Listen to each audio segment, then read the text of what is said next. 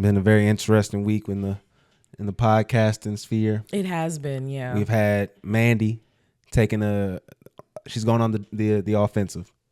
She's been kind of like, shaking this tree kind of for a couple months now. Probably for most of the year. No, for most of this year. Honestly, we could actually kind of say since Mel has joined the show, she's kind of been antagonizing Taking this. shots. Because she's been talking about the 6 mics thing and a whole bunch of shit. And it's culminated in her going on some tweets where she had basically said, like, Melissa Ford isn't holding her own on the show. She's not a good, female representation for this podcast. Mm-hmm. And essentially, she's just making women look bad on this big of a scale. That's basically what I got from the tweets. Yeah. She did say that she wasn't a good representation of women. I think it's hard to be in Mel's position when you're the only woman in a group of guys who really are not trying to let you get your shit off at all. Like, and then also they all have similar, like, they agree on certain things. They all come from a similar walk of life. They're old men. They all have if you're being for real, like they all have similar experiences. They all link up the world in a way that's, it all values and benefits them in the same way. So no, I can definitely see where it gets tough like that. But what I wanted to see is, like, what do you feel like as a female podcaster you have to bring, just on your own show or just anything like that? What do you think that Mel lacks that you need in that?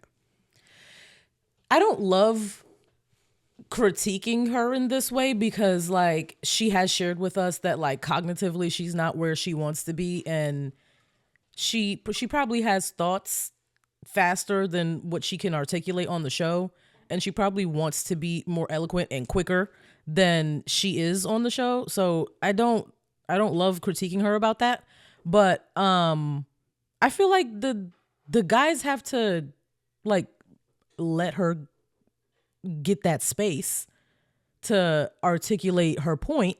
And then but for your question, I feel like what a female podcaster needs to be, just not just when you're the only woman in a group of men, when you're the only woman point blank, I feel like you need to be relatable and women need to be comfortable with you. And you need to not just be relatable and, like, she wants to be you, but you need to be kind of, like, funny, and I don't know, you need to come off as a girl's girl. But doesn't that come with sharing and being, you need like, to open? be vulnerable. Yeah, I think that's one thing about you her. need to be relatable. You need to be vulnerable. You need to make women feel comfortable. They need to want to be your friend, and then they need to respect you too, which is a little hard. So, like, you need to get your point across clearly, and I don't know if Mel does that all the time the way she wants to. I also think that she maybe doesn't have the wherewithal to stand on everything maybe she believes to. Yeah. Where she doesn't want to have to sit there and rest on her laurels regarding, like, whatever opinion she might have. I think that's a hard stance for her to do sometimes. It does seem like she backs down or just, like, gives up on stuff a lot. Yeah. But then, like, how could you not, when there's 5 other niggas barking in your face, not cutting you off over and over again? Like, your train of thought has probably been cut off. Like, it's just a chaotic situation to not be sharp in. Yeah. And I think that what she has to kind of do is bring a more research-oriented approach to the topics that they're going to be talking about. Because, and I think that may be hard working with Joe, because Joe seems like the kind of guy where if he's not into what you're saying, you could have done like 3 hours of research and having points. He's going to say, that's all stupid. I hate all that. And you're not going to talk about anything that y'all do. And so then it feels like a waste of energy. So I think in his business model, I think it doesn't thrive for her to do that. But I think maybe when in the pre-production, it's just having notes, and then you could just kind of just touch on them. Because I know that happens to me sometimes, even when I'm, like, in spaces and stuff, I'll forget what I'm saying, or even here. Mm-hmm. I'll forget what I'm about to say. And what I'll do is I'll just write it in my phone, in my notes. So I'll just put a little buzzword for me to remember. So then right when you finish or right when somebody finishes, I can go back and remember the buzzword so that I can keep the flow going. Mm-hmm. And I think that, like I said, just little things like that you kind of got to do. And I know it doesn't sound good and it may not look the best on camera, but like you said, like she said, she got something going on. So yeah, you kind of got to keep that approach ahead and, like, maybe give her a little more heads up so she can have those runways, because it does have times where she's just quiet, where she just doesn't say nothing. She's just sitting there looking. She'll do the whole walk in front of the camera thing. They was making fun of her regarding that.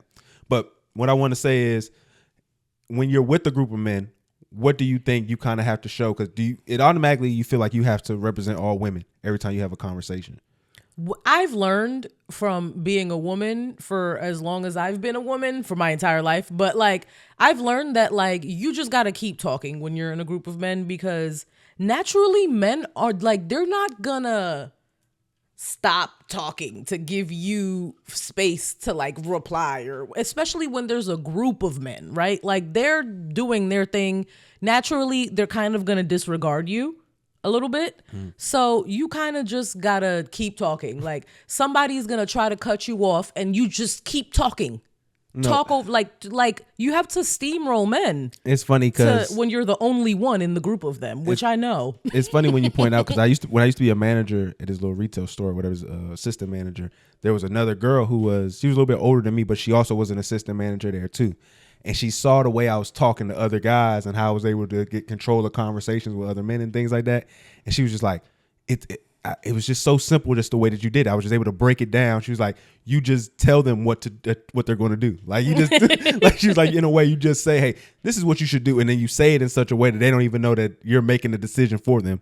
And I was like, yeah, for the most part, that's what you do with everybody. You know, you just have this conversation with them that you lead them to where you want the conversation to go to. And most people don't pick up on that. Yeah. So like, if you just keep talking, like there's gonna be, if everyone was already engaged with what you're saying in the first place, most people are gonna stay with you and not with whoever is trying to interrupt you. There's gonna be a man who's gonna be trying to interrupt you, especially on a podcast. And you can direct the conversation and keep it where you want to keep it.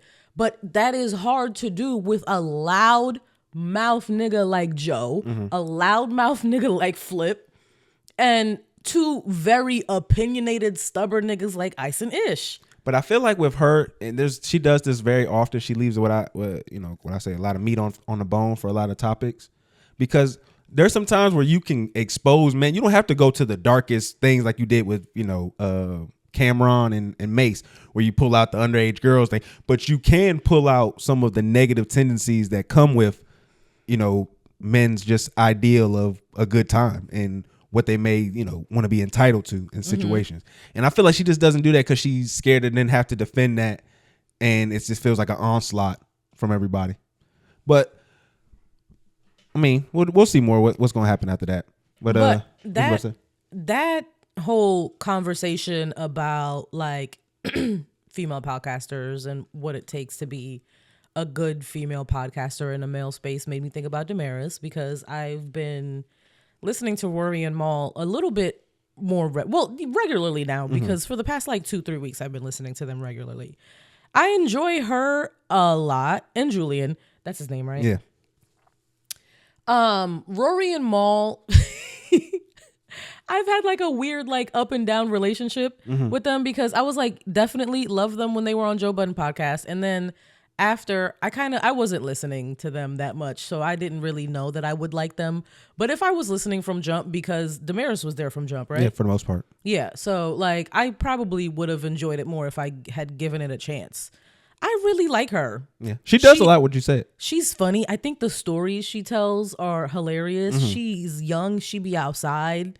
Like, I like that a lot. And then like, I don't know. I think she was a really good choice because she's just interesting. Like, she's bi. You know, I'm obsessed with bisexuals.